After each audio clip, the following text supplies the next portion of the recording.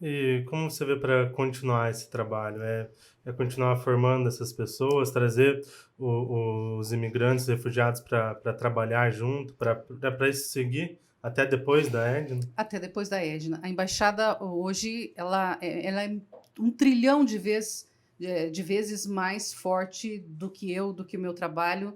Ela já me engoliu faz tempo.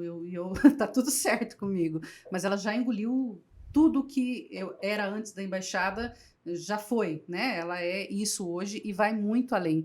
Então, que esse trabalho vá muito além. Ele não é um trabalho para uma pessoa, para uma equipe, ele é um trabalho por décadas, por anos. Hoje eu entendo que ela nasceu e que ela não pode morrer. Antigamente eu não pensava dessa forma. Eu falei, o dia que a coisa controlar, eu saio disso e vou retomar a minha vida. E hoje eu tenho certeza que a minha vida está aqui. Então, que ela possa ir adiante disso. Eu espero ter a sustentabilidade logo financeira para que a gente possa ampliar os trabalhos, quem sabe atender outras cidades, mas eu quero além disso, eu quero provocar as políticas nacionais. Eu tenho um sonho. Esse país ainda vai olhar de forma respeitosa para o imigrante, para o refugiado, porque a gente deve isso. Porque assim que nós fomos formados, foi dessa mão de obra que se formou o Brasil. Então a gente não é um deve por obrigação, entendeu? É um deve por gratidão. A gente precisa olhar para todos, todos precisam ser vistos. O slogan da embaixada é até que todos sejam vistos. Então, não só os que estão chegando agora, os que chegaram lá atrás também, da década de 30, de 40, de 20, todas essas pessoas merecem um espaço na nossa história. Então, eu tenho esse sonho de que essas pessoas possam ser olhadas com as suas diferenças, e que possam, de certa forma, ter o direito de recomeçar. Eu olho para o meu filho e outro dia, de novo, aqui citando para finalizar, a gente estava descendo ali perto da BRF, ali naquela descidona. Ele olhou para mim e falou assim: Você vai viver quantos anos? Eu falei, cara, que pergunta, né? Depois que a gente faz 40, fica difícil responder, né?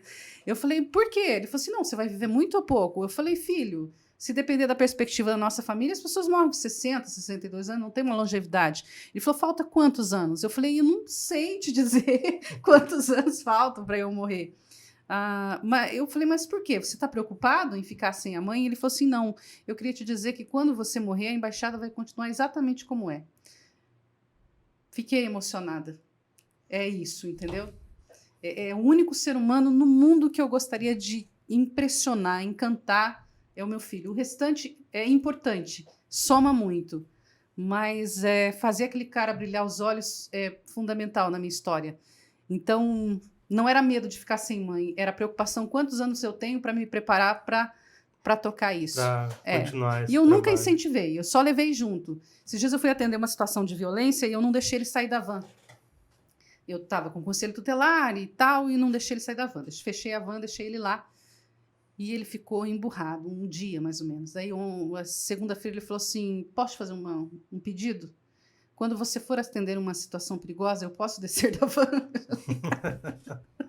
Falei, não pode, cara, mas olha, eu vou estudar um jeito para te colocar a par das situações. Não era um perigo, mas era uma situação que não era própria para uma criança de 8 anos, né? Então, esse é o meu. Eu falo muito dele porque é o meu parâmetro. Enquanto eu for um bom exemplo para ele, uma referência, é isso que eu preciso. Ele é a minha linha mestre e é para ele que eu olho. Então, quando ele tem o pensamento, bah, daqui 20, 30 anos, esse ainda será um trabalho necessário. Eu acho que eu tenho todos os motivos do mundo para acreditar que eu fiz a coisa certa na hora certa, independente dos custos, porque os custos chegaram. O boleto chega sempre. Alguém me cobra, alguém diz, alguém isso, alguém aquilo. Eu já estou pertinho, falta menos de um ano para os 40. Então, assim, além de fazer, eu decidi que eu vou ser feliz. Então, os julgamentos, para mim, já são desnecessários. Eu acho que deu, né? Foi o que a gente chega um certo tempo da vida que você tem que fazer o que faz sentido para o teu coração, para a tua alma, e é isso que faz brilhar os meus olhos. É por isso que eu vivo, é por isso que eu acordo. Eu coloco isso em todos os meus assuntos. Eu me visto como os imigrantes, eu uso meu cabelo como eles, eu me alimento com eles. Então, se você for puxar papo comigo, eu posso até falar de outros assuntos, mas em um determinado momento eu vou, certo, sem sombra de dúvida, tentar trazer você para essa realidade, ou pelo menos abrir alguma cortina que tenha para que a gente possa trabalhar junto. Eu acho que não tem ninguém, olha o risco que eu estou correndo, nas minhas redes, nas minhas amizades, que eu não tenha, em um momento, acionado para que venha somar na Embaixada Solidária. Se eu não acionei você ainda, foi que eu tive um pouquinho de vergonha, mas o restante deve ser acionado nos próximos meses, nos próximos anos. Às vezes é 1 hora de trabalho, às vezes é uma tradução que eu preciso, mas eu preciso, aquela tradução pode salvar uma vida. E eu acho interessante que eu dificilmente recebo um não. É muito raro. A gente tem, assim, uma coisa que eu tenho a reclamar os políticos em geral, e eu sei que tem exceções, eles têm um pouco de medo da causa, com medo do brasileiro se revoltar contra ele, dizendo, você fez para um que não é e não fez para aquele que é daqui. E, gente, isso é muito egoísmo. Se a gente não tiver políticas públicas sérias, a gente terá problemas, nós vamos ter problemas pela frente. Então, eu não quero acusar os políticos dizendo, vocês são ruins. Eu quero falar com a população. Não acusem o político que fizer alguma coisa pelos imigrantes. Ele está fazendo uma coisa boa, por mais que você não entenda. Então, não aponte o seu dedo para ele. Ele é teu representante, mas ele é representante do imigrante também. Ele é representante de todos. Ele é pago com os nossos impostos. Então, às vezes, eu sinto que não é má vontade do político, do agente público. Ele tem medo desse julgamento popular, dizendo, fez pelo fulano que veio não sei de onde e não fez pelo brasileiro. Ele precisa fazer pelo brasileiro, precisa fazer pelo imigrante, fazer por todos. Então, eu peço para a população que pondere mais essa situação. Se ele vai lutar por uma política pública para atender todos, gente, é todos. O imigrante está nessa conta também.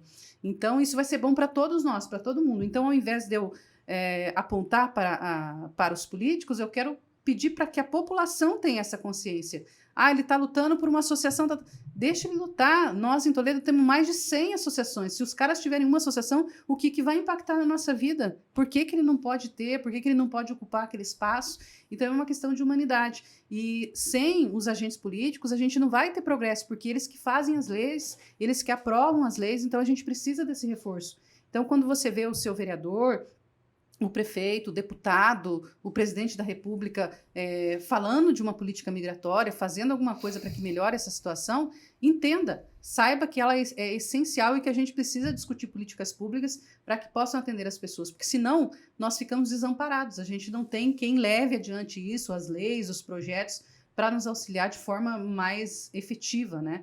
Então, eu gostaria que, assim como a população é carinhosa com a embaixada, com o nosso trabalho, fosse carinhosa com os projetos, com as defesas também que tange com relação à população imigrante e refugiada.